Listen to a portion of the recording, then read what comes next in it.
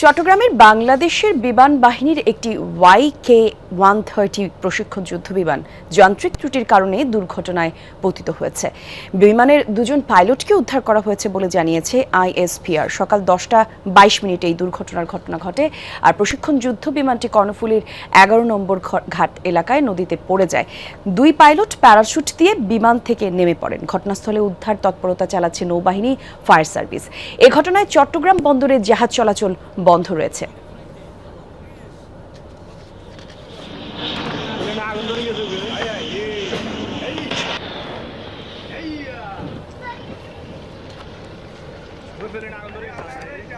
Ceylon family ব্লেন্ডের কড়ালিকার আর সতেজ স্বাদের perfect ব্লেন্ডে স্বপ্নেরা মেলুক টানা। দর্শক, এই ঘটনার আরো বিস্তারিত তথ্য আমরা জানবো আমাদের সহকর্মী শহীদুল সুমনের কাছ থেকে। সুমন, একটু জানাবেন, আপনি তো ঘটনাস্থলে আছেন, দুর্ঘটনার শিকার বিমানটি উদ্ধার করা গেছে কিনা একটু জানাবেন আমাদের। একই সাথে ফায়ার সার্ভিসের পক্ষ থেকে কোনো তথ্য যদি পেয়ে থাকেন সে খবরও জানাবেন।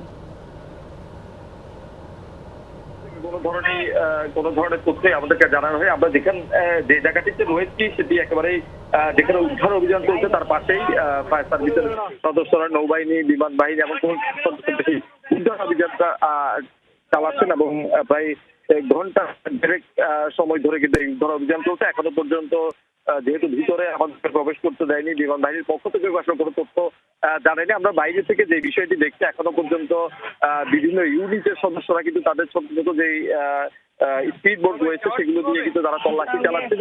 যদিও এখানকার তৎপরতা চোখেই দেখা যায়, বলা চলে এখনো পর্যন্ত আসলে কোথায় সেটি করেছে সেটিও আসলে শনাক্ত করতে পেরেছেন কিনা সেটি আমরা এখান থেকে আসলে বুঝতে পারছি না। যদিও বা তাদের যে তৎপরতা সেটি এখনো পর্যন্ত চলছে।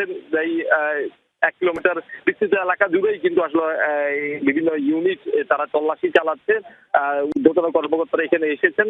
সেই বিষয়টি এখনো পর্যন্ত গণমাধ্যম কর্মীদের আসলে কিভাবে অগ্নিকাণ্ডের ঘটনা ঘটেছে কিংবা সেটি স্থান এবং কত সময় লাগবে উদ্ধারে, সেই বিষয়গুলো এখনো পর্যন্ত কোন কর্তৃপক্ষই আমাদেরকে জানায়নি। তবে প্রত্যক্ষদর্শীরা যেটি জানাচ্ছিলেন, প্রায় 10:30 নাগাদ স্কোয়াড্রন লিডার আসিম এবং উইং কমান্ডার ফাইম, তারা দুজনেই আসলে মূলত 130 মডেলের যে প্রশিক্ষণ বিমানটি বাহিনী সেটি নিয়ে তারা আকাশে উড্ডয়ন করেছিলেন। পরবর্তীতে দু থেকে একটি চক্কর তারা আকাশে দেওয়ার পরপরই আসলে হঠাৎ করে পেছনের সাইডে বিমানের যে পিছনের অংশ রয়েছে সেখানে কিন্তু অগ্নিকাণ্ডের ঘটনা ঘটে। পরবর্তীতে তারা চেষ্টা করেছিলেন বিমানটি নিয়ন্ত্রণে রাখার।